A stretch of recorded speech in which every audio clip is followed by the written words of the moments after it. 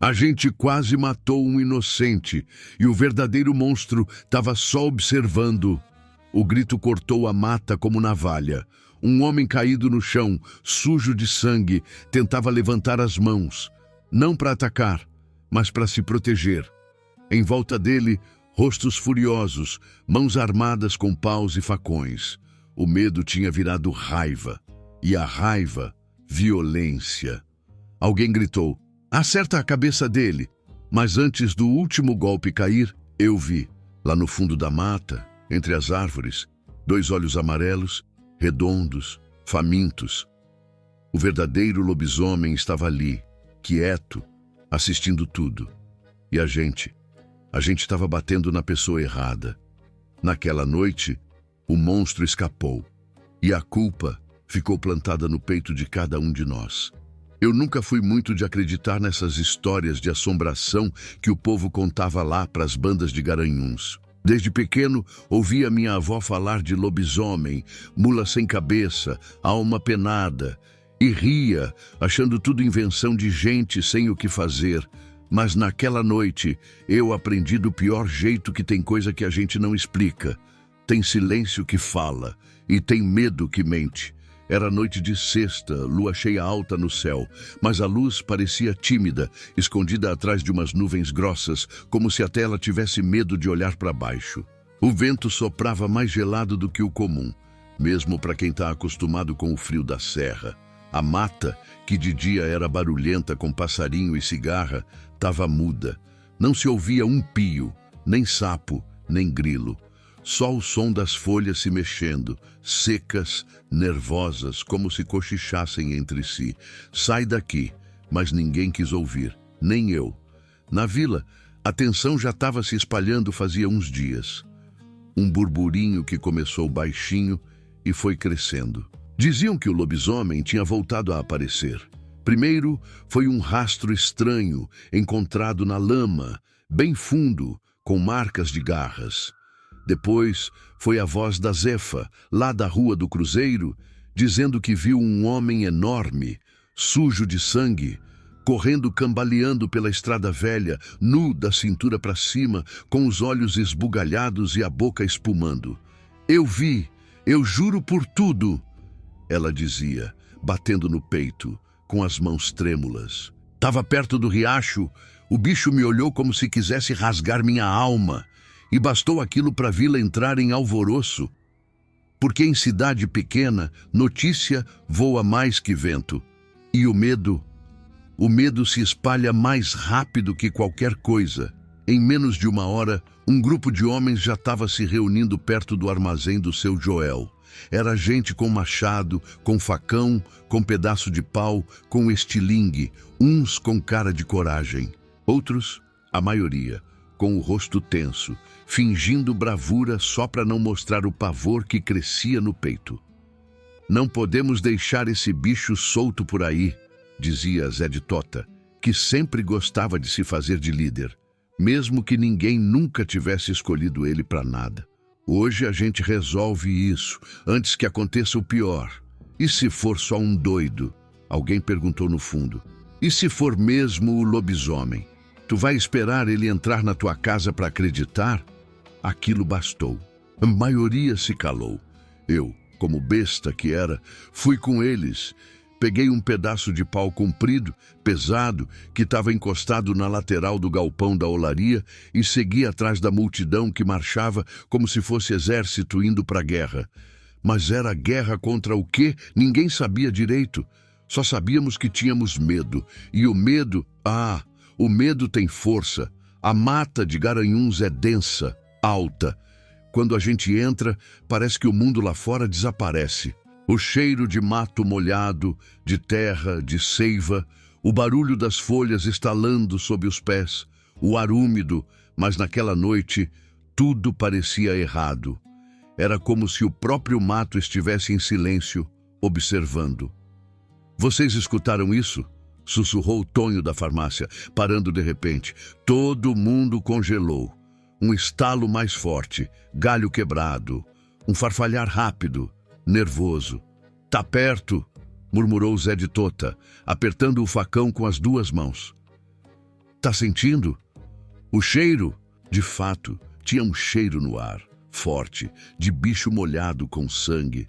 Um fedor azedo que grudava no nariz e fazia a gente franzir a testa sem querer.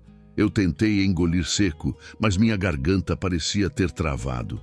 Vamos para a Estrada Velha, sugeriu alguém. Foi lá que disseram que viram ele correndo. E fomos, um atrás do outro, em silêncio, como uma procissão de condenados. A Estrada Velha era estreita, de barro, cortada por raízes e pedras. Às vezes a lua aparecia entre as nuvens e iluminava a trilha por segundos, só para depois desaparecer de novo. De repente, um som mais forte, correria, galho quebrando. E então, a sombra, alta, cambaleante, veio entre as árvores, meio tropeçando, meio correndo. Parecia um homem, mas era grande, muito grande. A silhueta apareceu por uns 3 segundos. E foi o suficiente. Alguém gritou: "É ele! O lobisomem!" E a correria começou. A multidão se espalhou como enxame. Gritando, empurrando, correndo atrás da sombra. Eu corri também. O coração batia tão forte no meu peito que parecia tambor. As pernas iam sozinhas, não por coragem, mas por puro instinto. A gente só queria ver, pegar, acabar com aquilo. A sombra tropeçou, caiu no meio da trilha, rolou no chão e parou. Estava ali, estendida, respirando pesado, suja de lama, com os braços ralados, o rosto machucado, a boca semiaberta, soltando um gemido baixo. A multidão parou por um segundo, cercando o corpo. Todo mundo ofegante, alguns com os olhos arregalados, outros com a expressão de ódio estampada na cara. "Ele está fingindo", disse Zé de Tota. "Ele vai atacar." O homem levantou uma das mãos, devagar, tremendo. Era uma mão humana, cheia de arranhões. Tinha sangue escorrendo pelos dedos. Pelo amor de Deus!" Ele tentou dizer, mas a voz mal saiu. "Cala a boca, desgraça!" gritou alguém. E o primeiro golpe veio. Um pedaço de pau acertou o ombro dele com um estalo surdo. Ele gritou, um grito humano, de dor, de desespero. Mas ninguém quis escutar. Vieram os outros, pancadas, chutes, palavrões. Ele se encolhia como podia, tentando proteger a cabeça com os braços. A respiração dele era entrecortada, desesperada. E eu fiquei parado. Ouvia o som dos golpes, o barulho da carne sendo atingida, o choro engasgado daquele homem. Choro de medo, de dor. Um choro que até hoje ecoa na minha memória. Eu olhei para o rosto dele, todo inchado, todo sujo, e vi algo nos olhos. Não era raiva, nem maldade, era medo, medo de morrer, medo da gente. "Gente, espera", tentei dizer, mas a minha voz saiu baixa, quase um sussurro. Ninguém me escutou. Ou fingiram que não escutaram. "Acerta a cabeça!" berrou um dos homens. A multidão se moveu como uma fera, pronta para dar o golpe final. Foi nesse momento que eu vi, entre as árvores, bem atrás da gente, 2 olhos, amarelos, redondos, famintos. Fiquei paralisado. O tempo parou. Eu senti o sangue sair do rosto. Os pelos do meu braço se arrepiaram. Era ele, o verdadeiro lobisomem. Não era história, não era lenda. Estava ali, vivo, observando, como se estivesse se divertindo com o que a gente estava fazendo. Eu quis gritar, quis correr, mas meu corpo não se mexia. Quando voltei o olhar para o homem espancado no chão, a verdade me bateu como um soco no estômago. Ele não era o monstro. Ele era só alguém fugindo do monstro. A gente errou. A gente errou feio. E o pior, agora o bicho sabia. A mata inteira pareceu respirar junto, como se segurasse o fôlego. E então o lobisomem sumiu. Correu para dentro do escuro, deixando atrás de si só o uivo longo, arrepiante, e uma culpa que se espalhou no peito de cada um ali. Aquela noite mudou tudo. E eu nunca mais fui o mesmo. No outro dia, ninguém falava sobre o que tinha acontecido. Era como se o silêncio da mata tivesse voltado com a gente, grudado na pele e se escondido nas dobras das roupas. Cada um foi para sua casa com o rosto fechado, olhar perdido e mãos sujas que nem a água da bica conseguiu lavar. Mas eu não consegui dormir. Passei a noite sentado na beira da minha cama, olhando para o chão como se ele tivesse resposta para alguma coisa. Na minha cabeça, só vinha o rosto daquele homem caído, machucado, coberto de poeira, sangue e medo, e os olhos dele me perseguiram até o amanhecer, porque eles não pediam ajuda, não, eles perguntavam, por quê? O sol nasceu morno, escondido entre as nuvens, como se também tivesse vergonha de aparecer. Eu desci para a cozinha, mas nem toquei no cuscuz que Mainha tinha deixado no fogão. Ela percebeu meu estado, claro, porque mãe sente as coisas antes da gente falar. Tu tá pálido, menino. Aconteceu alguma coisa? Eu balancei a cabeça, tentando parecer calmo, mas não tinha paz em mim. Sentei na cadeira de palha e fiquei encarando o prato, as mãos entrelaçadas, os dedos nervosos. Foi ontem na mata? Foi? Não respondi. Só fiquei ali, calado, com a culpa começando a pesar de um jeito que parecia pedra no peito. Tava com os cabra que foram atrás do lobisomem? Eu levantei os olhos devagar, e o jeito que ela olhou para mim foi como um espelho. Ela já sabia, não os detalhes, mas o suficiente para entender que alguma coisa ruim tinha acontecido. Mataram alguém? Engoli seco. Não mataram. Pelo menos não que eu soubesse, mas chegaram perto. E talvez tivessem matado outra coisa. A fé, a confiança, a humanidade de um homem. A verdade era que a gente tinha virado bicho naquela mata. Levantei da mesa sem comer. Saí de casa com o sol ainda fraco e fui andando em direção à vila. No caminho, encontrei seu Joel varrendo a calçada do armazém, mas ele fingiu que não me viu. Normalmente ele era o primeiro a cumprimentar. Hoje abaixou os olhos, como se minha presença trouxesse lembrança ruim. E talvez trouxesse mesmo. Passei por Dona Zefinha, que vendia broa na esquina. Ela segurava a bandeja com força demais, como se os dedos estivessem travando. Olhou para mim, depois desviou o olhar. Que Deus perdoe, ela murmurou, sem dizer para quem. Aquela vila toda tinha acordado com um gosto de vergonha na boca, mas ninguém queria falar disso.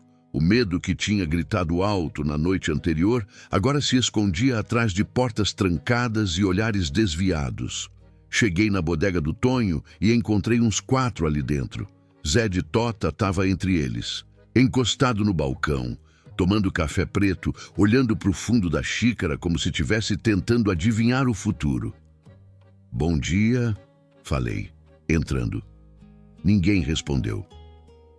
O Tonho limpava o balcão com mais força do que precisava, e o pano já parecia gasto. Os outros estavam calados. Um deles, Manuel, coçava a cabeça sem parar, os olhos fundos. Parecia que ninguém tinha dormido bem. Zé de Tota olhou para mim. E foi a primeira vez que eu vi medo nos olhos dele. Não o medo do lobisomem, mas o medo do que ele tinha feito. Tu viu ele ontem, né? Ele perguntou baixo, quase sussurrando. Vi, respondi. Vi sim.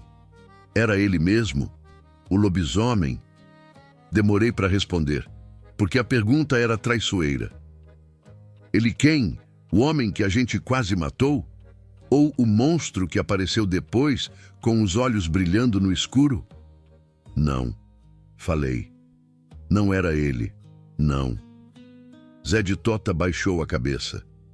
Respirou fundo. Por um momento, pareceu mais velho, mais frágil. A pose de valentão tinha sumido. O silêncio dele foi um pedido de desculpa que a boca não teve coragem de fazer. E o outro? Tonho perguntou. Aquele que apareceu depois. Estava ali, observando, respondi. Todos ficaram em silêncio. Era como se o ar da bodega tivesse ficado mais pesado. Tu acha que ele sabia? Perguntou Manuel, olhando para mim. o bicho... Ele viu o que a gente fez? Não acho. Eu tenho certeza. O Tonho parou de limpar o balcão, encostou no móvel e ficou olhando para o chão. A gente deu show para ele, ele disse. Um espetáculo de ignorância. Zé de Tota fechou os olhos e apertou os lábios. O café na xícara dele tremia. Eu achei que estava protegendo o povo, murmurou. Mas quem protege o povo da própria ignorância, Zé? Perguntei, sem raiva, mas com a dor entalada na garganta. Ninguém respondeu. O pior de tudo era saber que, mesmo depois daquela noite, ainda tinha gente que preferia manter a versão mais conveniente. Que dizia que o homem era o bicho, que tinha se transformado, que enganou a gente, que fingiu ser vítima. Era mais fácil lidar com isso do que encarar o erro. Fui embora dali com o estômago embrulhado. O sol já subia mais alto, mas o frio não passava. Passei pela casa do padre e vi ele sentado na varanda, rosário na mão, os olhos longe. Me viu? Fez um gesto com a cabeça. Eu parei, sem saber por quê. Padre, chamei. O senhor acredita em lobisomem? Ele não respondeu de imediato. Passou os dedos pelas contas do rosário, como se a pergunta pedisse mais do que uma resposta rápida. Acredito em muita coisa, meu filho, e tem coisa pior do que lobisomem nesse mundo. Tipo, o quê? Gente com medo, gente com raiva, gente que bate antes de perguntar. Isso aí é que é perigoso. Assenti com a cabeça, sem saber o que dizer. E antes que eu virasse as costas, ele falou de novo. A culpa é bicho danado. Se a gente não olhar de frente, ela cria raiz. Vai corroendo por dentro. Fui andando de volta para casa e cada passo parecia mais pesado. Tinha gente que podia esquecer, que ia fingir que nada aconteceu. Mas eu vi o olhar daquele homem. Eu vi os olhos do monstro. E os dois me perseguem até hoje. Naquela noite, me tranquei no quarto. Não quis jantar, não quis ouvir rádio, nem conversar. Deitei e fiquei olhando o teto, esperando o sono que não vinha. Perto da meia-noite, ouvi o vento de novo. Aquele mesmo som cortante, a mata respirando e um uivo distante, mas real. Um uivo que não parecia dor, parecia riso. E eu soube, ele ainda estava por aí. O lobisomem escapou e a gente quase matou o errado. 2 noites depois, ninguém mais falava no assunto, não oficialmente, pelo menos. Mas o silêncio era tão carregado, tão pesado, que parecia gritar nos corredores da vila. Era como se todos nós soubéssemos, no fundo, que tínhamos cruzado uma linha da qual não dava mais para voltar. E ainda assim, cada um fingia que não. Mas a mata lembrava. Na beira do riacho onde tudo tinha acontecido, as folhas ainda estavam amassadas. O chão ainda mostrava marcas de pés e de sangue, misturado com a lama. Eu voltei lá, sozinho, numa tarde nublada que ameaçava chuva, com a intenção de encontrar alguma explicação, algum sinal, qualquer coisa que aliviasse o nó que ainda estava preso no meu peito desde aquela maldita noite. O caminho até lá parecia mais longo, e o tempo parecia andar devagar. As árvores altas se fechavam sobre mim, abafando o som dos meus passos e até dos meus pensamentos. Quando cheguei, parei e olhei em volta. A clareira onde o homem tinha caído ainda estava marcada. As marcas de violência estavam todas ali. Galhos quebrados, a terra revirada, e mais fundo no mato, marcas fundas no barro, pegadas que não eram humanas. Fiquei parado ali por um bom tempo. O vento soprava por entre as folhas, trazendo aquele mesmo cheiro forte, que misturava mato molhado com alguma coisa amarga. Um cheiro que não devia estar ali. Um cheiro de coisa viva e errada. Foi então que ouvi um arrastar de passos, lento, pesado. Minha respiração travou. Os olhos varreram a mata de um lado para o outro, procurando a origem do som, e por um segundo o medo voltou como um soco no estômago. Mas o que apareceu não foi o lobisomem, foi ele, o homem do riacho. Estava ali, machucado, mancando, com o rosto ainda inchado e roxo, o braço enfaixado de qualquer jeito com um pedaço de pano sujo. Tinha o olhar perdido, mas não de quem estava fugindo. Era o olhar de quem não esperava encontrar ninguém. E, ao me ver, parou. Ficamos nos encarando por alguns segundos. Ele ali, no meio das árvores, e eu na beira da clareira. Um silêncio pesado entre nós. Você de novo, ele disse, com a voz rouca. Era a primeira vez que eu ouvia a voz dele de verdade. Não em gritos, não em choro. Era baixa, cansada. Eu voltei. Respondi. Eu precisava ver com meus próprios olhos. Ele fez que sim com a cabeça, devagar. Deu mais 2 passos e se apoiou num tronco, como se o peso do próprio corpo fosse demais para carregar. Achei que vocês tivessem me matado. Por pouco. Eu me aproximei devagar. As mãos vazias, à mostra, como quem não oferece perigo. Quando fiquei a uns 2 metros dele, parei. Desculpa, falei. Ele riu. Um riso seco, sem humor. Você pediu desculpa. Mas e os outros? Não soube responder. Vocês nem perguntaram quem eu era, nem meu nome. Qual é o seu nome? Ele me olhou. O rosto estava todo marcado, mas os olhos estavam limpos, tristes, mas vivos. Elias, eu repeti em voz baixa, como se o nome dele tivesse peso. Elias, o que você fazia aqui naquela noite? Ele demorou um pouco para responder. Olhou em volta, como se precisasse confirmar que estávamos mesmo sozinhos. Eu fui criado aqui perto, na roça da minha avó. Mas fui embora ainda menino. Só voltei agora, depois de quase 20 anos. Estava tentando achar a casa onde cresci. Não sobrou quase nada, só mato. E por que voltou? Ele baixou os olhos, respirou fundo. Porque eu achei que aqui ainda tinha paz. Mas paz não mora mais nesse lugar. Senti um aperto na garganta. A gente achou que você era um monstro? Ele completou. Assenti com vergonha nos olhos.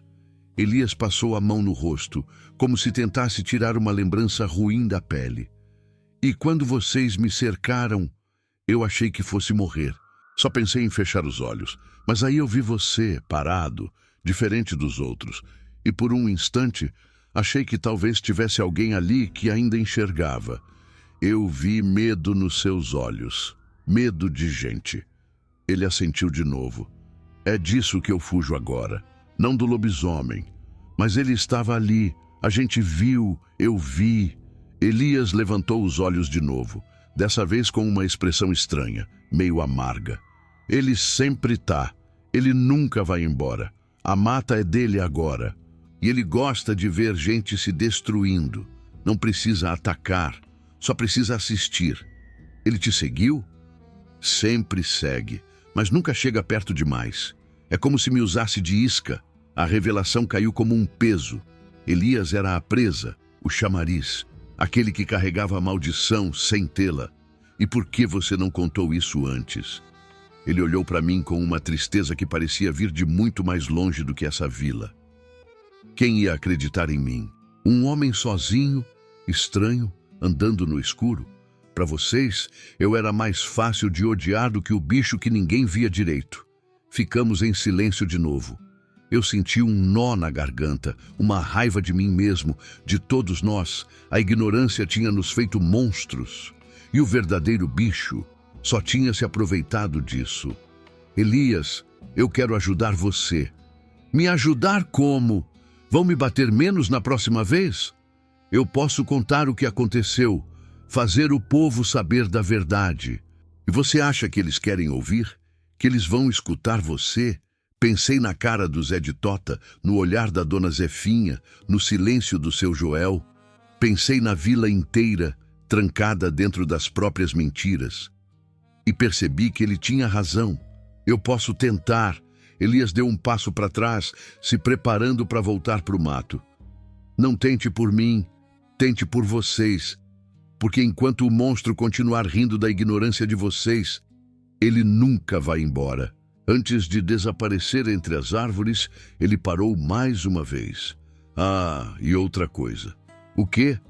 Nem todo lobisomem tem garra. Às vezes, o monstro é só a falta de coragem de olhar direito. E então ele sumiu, como se fosse parte da própria floresta. Voltei para a vila com os pés pesados e a cabeça cheia. O céu desabava em cima de mim, começando a chover. Mas nem a água que caía do céu parecia capaz de lavar o peso que eu carregava. Naquela noite, deitado no meu quarto, eu decidi que não ia mais me calar, nem fingir que nada aconteceu. Alguém precisava dizer, alguém precisava lembrar, porque se ninguém falar, o lobisomem continua livre. E pior, continua se divertindo com a nossa covardia. A verdade pode doer, mas o silêncio mata, e naquela mata, a gente quase matou um homem inocente. A noite caiu devagar naquele dia, como se o tempo estivesse mais pesado, preguiçoso, arrastando as horas com uma cautela que só o medo ensina. A vila, mesmo pequena, parecia menor. As vozes sumiram cedo das calçadas. As portas se fecharam antes mesmo do sino da igreja tocar às 6. E as janelas estavam como olhos que viraram o rosto para não ver o que sabiam que estava errado. Desde que voltei da mata e conversei com Elias, alguma coisa dentro de mim não sossegava. Era como se minha pele tivesse absorvido a dor dele. E agora, tudo o que eu fazia era ouvir de novo as palavras dele. Enquanto o monstro continuar rindo da ignorância de vocês, ele nunca vai embora. E o pior era saber que ele estava certo. O povo se calava porque era mais fácil. Era mais fácil acreditar que espancar um estranho era proteger a comunidade. Era mais fácil fingir que o lobisomem era só lenda do que admitir que ele estava ali, que viu tudo, e não precisou nem levantar uma garra para espalhar destruição. A gente fez o serviço para ele. E isso, por mais que ninguém dissesse em voz alta, era o que mais doía. Naquela noite, eu não queria ficar em casa. A comida que Mainha botou no prato ficou esfriando enquanto eu mexia nela com o garfo, sem vontade. O rádio estava desligado. A luz da sala parecia mais fraca. Senti que ela me observava, como vinha fazendo desde o dia em que voltei da mata com o rosto diferente, os olhos afundados de culpa. "Tu vai sair de novo?" ela perguntou. Eu demorei um pouco para responder. Sabia que ela estava preocupada, mas eu não podia mais me esconder. "Vou, preciso falar com alguém." "Com quem?" "Com o Zé de Tota." Ela fechou os olhos por um instante, como se aquilo doesse. "O que você vai fazer não vai trazer paz, meu filho. Eu sei, mas talvez traga verdade. E é com isso que eu quero viver agora." Levantei da cadeira, peguei o casaco e saí sem olhar para trás. O ar da rua estava frio, seco, como se a noite tivesse parado de respirar. As lâmpadas da vila pareciam mais amareladas e os postes mais altos agora jogavam sombras estranhas sobre as paredes das casas. Caminhei firme até o bar do Neném, onde sabia que o Zé de Tota ia estar. Ele sempre aparecia por lá depois do jantar. Tomava 2 cachaças e jogava a conversa fora com quem quisesse ouvir. Mas naquela noite, ele estava sentado sozinho, num canto da mesa de madeira, com a cabeça baixa e um copo já pela metade. Quando entrei, ele levantou os olhos devagar. O olhar estava carregado, meio sombrio, como se ele soubesse que eu não vinha para sentar e rir das desgraças da vida. "Vim conversar", falei, sem rodeio. "Sobre o quê?" ele perguntou, embora eu soubesse que ele já tinha adivinhado. "Sobre o homem que a gente quase matou, sobre o que a gente fez." O bar estava quase vazio. Só o Neném atrás do balcão, secando copos com pano limpo, e 2 velhos no fundo, jogando dominó em silêncio. Zé de Tota respirou fundo, olhou para o copo, depois para mim. "Tu veio aqui para me acusar?" Não, eu vim para lembrar. Porque se a gente esquecer, o bicho ganha. Ele deu um sorriso torto, sem alegria. Tu acha mesmo que aquele homem era só um coitado? Eu não acho. Eu vi, falei com ele. O nome dele é Elias. Zé de Tota ficou calado. Passou a mão pela barba mal feita e depois ajeitou a manga da camisa. Ele não tinha o que fazer naquela mata, àquela hora. Ele se pôs em risco. E isso dá direito da gente espancar ele até quase morrer? Ele desviou o olhar. O silêncio dele era mais barulhento do que qualquer grito. Ele disse que o lobisomem usa ele como isca, que já viu ele mais de uma vez, que vive fugindo dele. E tu acredita? Acredito mais nele do que em nós. O Zé de Tota se levantou devagar. Veio até mim. Ficamos frente a frente. Tu quer o quê? Que eu me ajoelhe? Que eu vá de casa em casa confessar meu pecado? Eu quero que você fale, que diga a verdade, que assuma que a gente errou e que ajude a impedir que isso aconteça de novo. Ele passou a mão no rosto, visivelmente cansado. Tem gente que prefere viver no escuro, meu irmão. A luz dói nos olhos de quem passou muito tempo fechado. Então, abre o olho, porque a gente está sendo observado. O bicho não foi embora. Ele viu tudo. E tu acha que ele vai voltar? Não acho. Tenho certeza. Ele voltou para a mesa e se sentou, dessa vez mais lento, como se o peso do corpo fosse maior do que antes. E se ele voltar, o que tu vai fazer? Tentar não cometer o mesmo erro e fazer o povo lembrar do que viu naquela noite. A vila não quer lembrar, a vila quer esquecer, mas eu não vou deixar. Saí do bar com a certeza de que a batalha maior não era contra o lobisomem. Era contra a ignorância, o medo e essa mania de apagar as coisas feias para não ter que olhar para elas. Mas eu estava disposto, porque a memória de Elias machucado, deitado no chão, ainda pulsava forte demais em mim para ser ignorada. No dia seguinte, fui até a igreja. O padre me recebeu com o mesmo olhar de quem sabia que minha visita não era por fé, mas por desespero. Preciso de ajuda, falei. Com o quê? Com a verdade. Expliquei tudo, desde o início. Contei sobre Elias, sobre o que ele disse, sobre o que vimos. Falei da conversa com Zé de Tota, falei do medo que pairava na vila e da urgência de quebrar esse silêncio. O padre me ouviu, sério. Depois se levantou. Se você quiser, podemos marcar uma reunião com os moradores. No salão da igreja. Mas saiba que nem todos vão querer ouvir, mas alguns vão. E isso já basta. Marcamos para a noite do sábado. Passei o resto do dia andando pela vila, convidando cada morador um a um. Alguns me ouviam com respeito, outros com desdém. Alguns fechavam a porta na minha cara. Isso aí já passou, menino, disse seu Joel. Deixa o que está enterrado quieto. Mas não está enterrado, está escondido. E tudo que é escondido apodrece. No sábado, choveu forte à tarde. Pensei que isso fosse espantar todo mundo. Mas quando cheguei na igreja, o salão estava com mais gente do que eu esperava. Umas 30, talvez 40 pessoas. Todos sentados em silêncio. Alguns me olhavam com expectativa, outros com reprovação. O Zé de Tota também veio. Ficou encostado no fundo, de braços cruzados. Subi no pequeno palco de madeira, o coração batendo rápido. Peguei o microfone, mas nem precisei dele. O silêncio era tamanho que minha voz se espalhou com facilidade.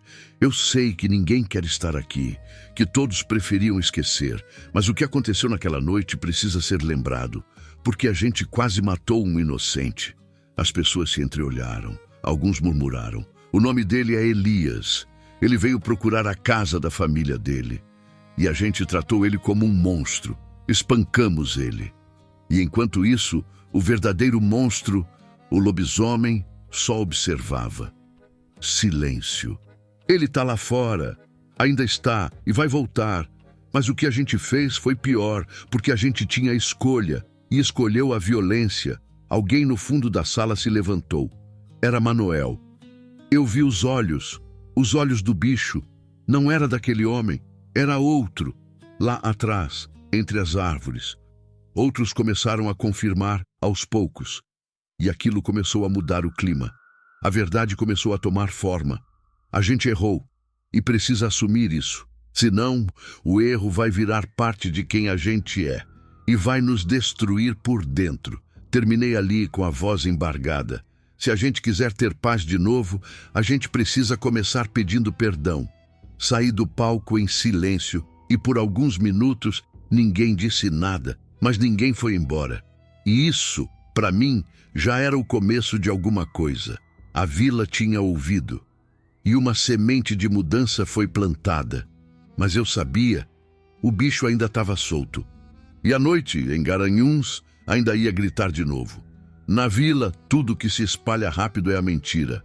A verdade, essa caminha devagar, arrastando os pés, tropeçando nos buracos que o medo cava.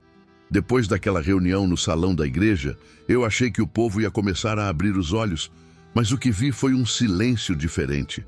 Não era mais negação. Era aquele silêncio inquieto de quem sabe que viu, mas não quer dizer. De quem carrega dentro de si uma vergonha que ainda não aprendeu a nomear. Nos dias que se seguiram, muita coisa ficou no ar. Os cumprimentos foram voltando aos poucos. As portas começaram a se abrir, mas os olhares... os olhares ainda pesavam.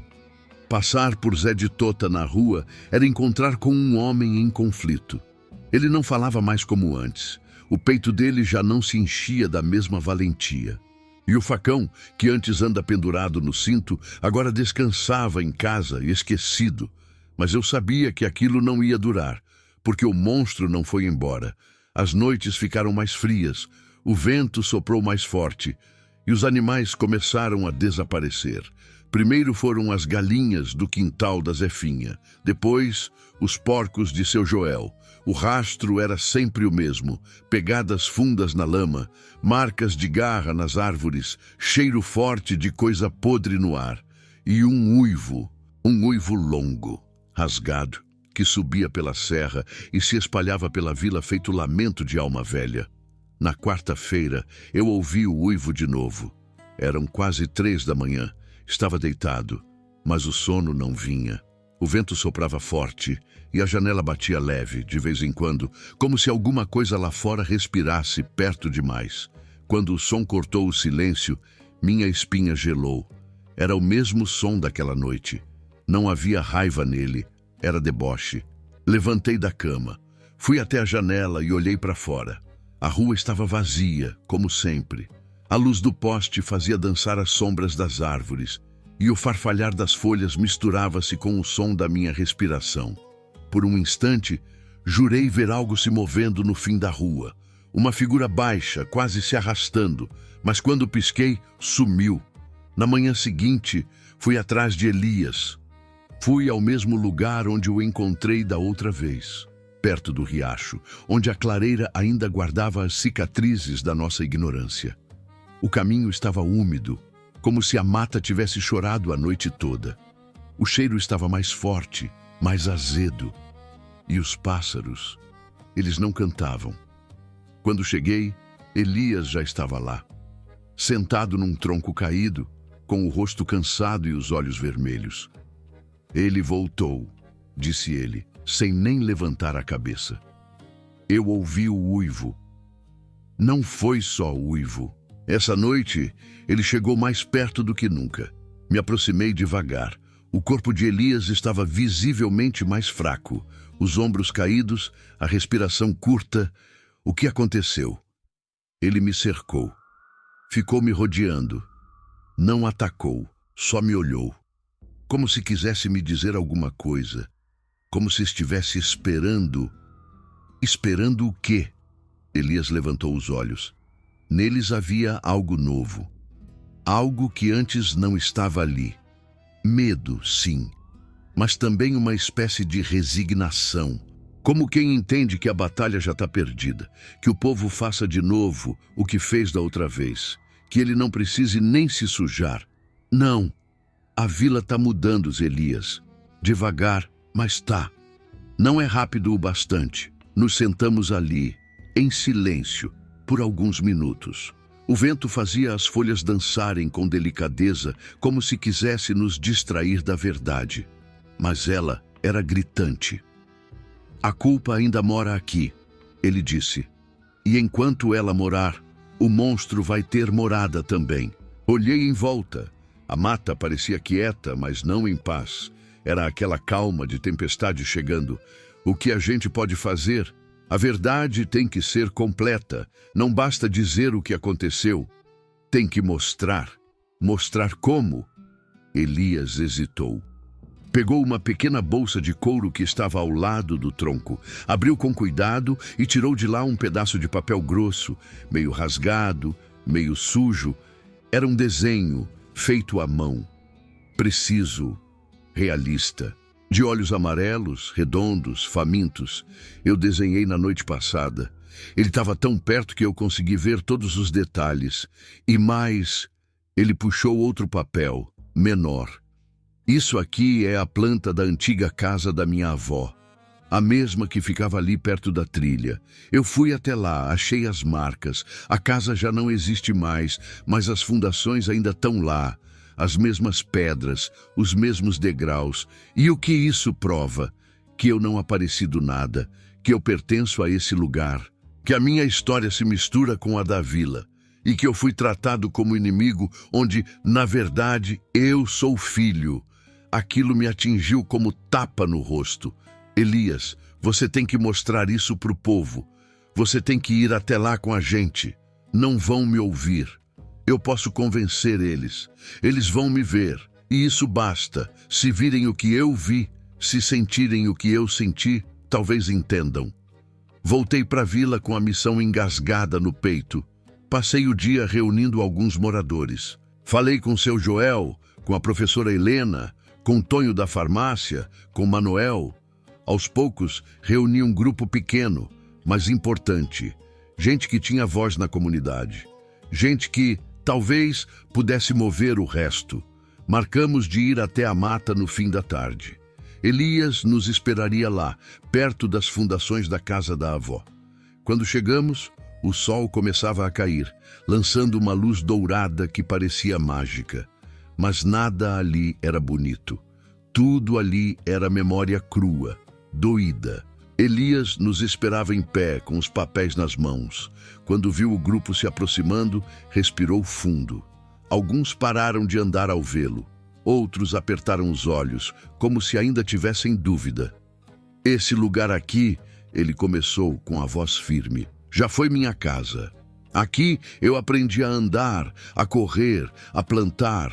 Aqui minha avó me ensinou a respeitar a terra. Mas quando voltei, fui tratado como ameaça. Mostrou o desenho dos olhos. Houve um leve murmúrio. Isso aí, disse Manuel, com a voz trêmula. Isso aí é o que eu vi naquela noite. Eu também, confirmou Helena. Esses olhos estavam no meio da mata, nos observando. Elias entregou os papéis, um por um. Cada morador olhou, segurando com cuidado, como se aquilo fosse uma ferida aberta. Eu não quero vingança, eu só quero verdade. E então, como se o mundo escutasse, um uivo rasgou o fim da tarde. Todos congelaram. O som veio forte, perto, direto do coração da mata. Elias fechou os olhos. Ele está aqui. Eu olhei em volta, o coração disparado, mas não vi nada, só ouvi. Os galhos se mexendo, o vento se calando, a respiração coletiva se tornando uma só. E então, por um breve instante, os olhos apareceram. Atrás da árvore maior, no escuro que o sol já não alcançava, 2 pontos amarelos brilharam, estáticos, observando. Todos viram, todos souberam. Não era lenda, não era invenção. O monstro era real, mas não atacou, não correu, apenas ficou ali, nos olhando. E quando desapareceu, sem som, sem pressa, só deixou uma coisa no ar. O peso da vergonha que agora era de todos. Na volta para a vila, ninguém falou, mas ninguém precisava. Aquilo que Elias carregava sozinho, agora estava compartilhado. Na manhã seguinte, não era o sol que brilhava sobre a vila, era o silêncio. Não aquele silêncio que conforta, mas o outro, o que pesa nos ombros e nas consciências. Um silêncio que dizia: todos viram, todos sabem. E agora, ninguém pode fingir que não. A notícia se espalhou sem alarde, como as coisas realmente importantes fazem. Não houve gritos nem desespero, só os olhares mudando, o passo mais contido de quem atravessava a rua, a xícara de café esquecida pela metade no balcão da padaria. Era como se cada pessoa andasse com um espelho pendurado no peito, forçando-se a encarar o próprio reflexo pela primeira vez em muito tempo. Naquele dia, Elias voltou à vila. Veio devagar, de cabeça erguida, mesmo que o corpo ainda carregasse os sinais do que fizeram com ele. As marcas roxas nos braços e no rosto estavam lá, mas o olhar estava limpo e firme.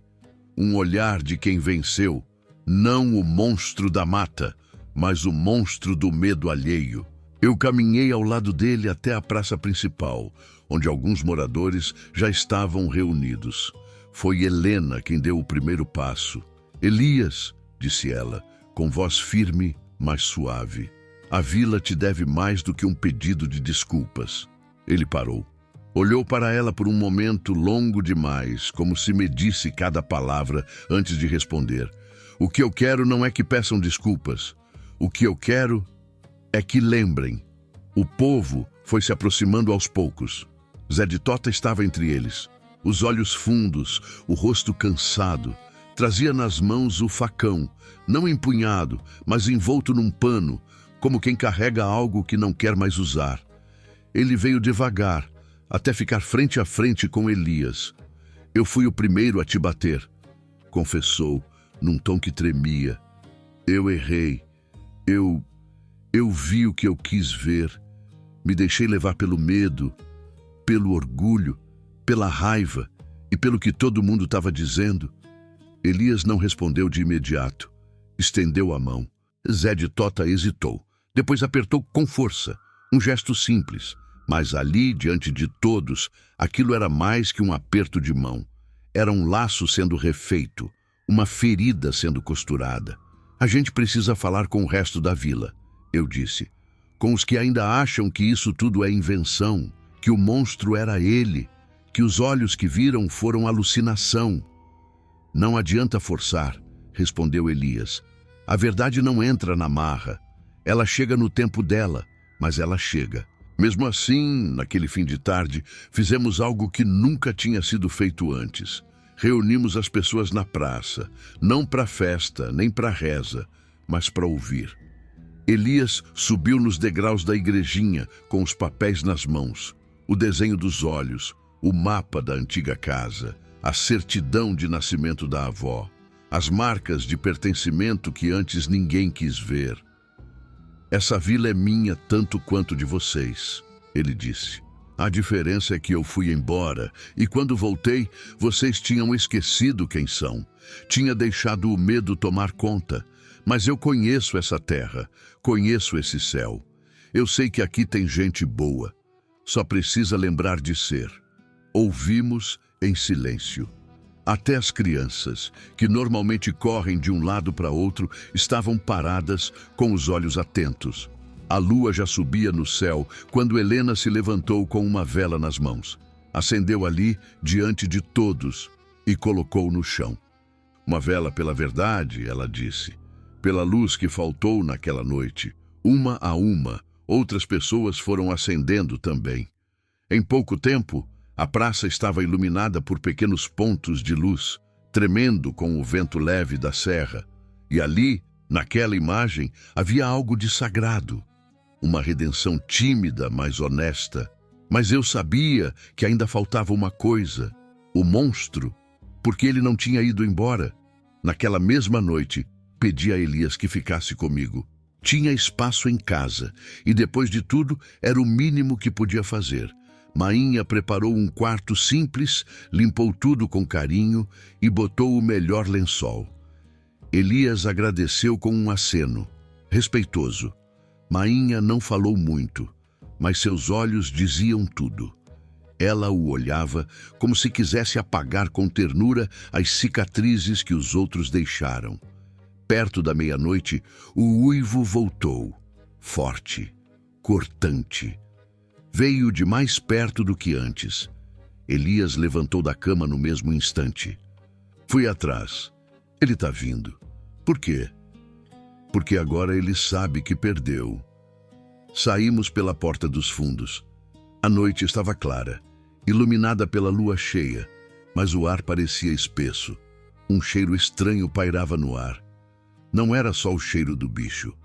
Era cheiro de coisa antiga, de vingança.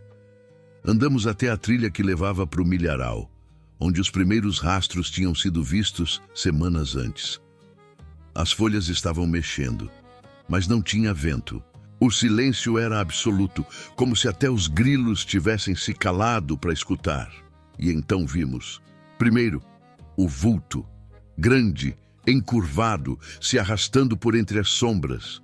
Depois, os olhos, aqueles mesmos olhos amarelos, redondos, cheios de um brilho que não era só animal, era maligno, inteligente. Ele estava ali. De novo, Elias parou na minha frente. Fica atrás de mim. Você vai enfrentá-lo? Eu já enfrentei o pior. Enfrentei vocês. Ele é só consequência. O bicho avançou alguns passos. Não rosnava, não corria, apenas vinha, devagar, como se soubesse que nada poderia pará-lo. Mas então Elias tirou algo do bolso. Era um medalhão, antigo, de prata escura. Isso aqui pertenceu à minha avó, disse ele. Ela dizia que a terra responde à coragem, que o mal só se instala onde o medo manda. Ele ergueu o medalhão. A luz da lua bateu nele. Por um instante, o bicho hesitou. Recuou um passo. Aqui não, maldito, gritou Elias. Aqui não mais. O monstro soltou um grunhido, não de dor, de raiva, e depois virou. Correu para dentro do mato, sumindo na escuridão com um último uivo que parecia um grito de derrota. Ficamos ali, parados, ofegantes. Você sabia que isso podia acontecer? Perguntei. Eu senti. O mal se alimenta do nosso silêncio, da nossa vergonha. Hoje, a vila falou. Hoje, a vila lembrou. Ele perdeu força, mas ele vai voltar? Talvez. Mas agora, ele não tem mais onde se esconder. Voltamos para casa antes do amanhecer. Elias entrou, se deitou e dormiu como alguém que reencontra o próprio nome. Eu fiquei olhando a noite pela janela e, pela primeira vez, a escuridão não me parecia tão assustadora. Na manhã seguinte, a vila despertou diferente, mais leve. O silêncio ainda estava lá, mas agora era de paz. As janelas se abriram cedo. O cheiro de café se espalhou pelas ruas. Crianças voltaram a correr. E Elias caminhou pela praça sem ser evitado. Alguns o cumprimentaram com um aceno, outros com palavras. Ninguém mais desviou o olhar. Na padaria, Zé de Tota o chamou para sentar. Dividiram um pão, riram baixinho. E pela primeira vez em muito tempo, a vila foi vila de novo. O monstro ainda existe, mas agora a gente sabe como ele se alimenta. E enquanto tiver gente disposta a lembrar, ele não vence. Às vezes, o verdadeiro monstro não mora na mata. Mora dentro da gente, no medo que a gente alimenta, no preconceito que a gente repete, na violência que a gente justifica. E quando a gente escolhe não enxergar, é aí que ele vence. Mas toda vila pode mudar. Toda pessoa pode escolher lembrar, enfrentar, pedir perdão. Porque a verdade, mesmo que doa, é sempre o primeiro passo para a cura.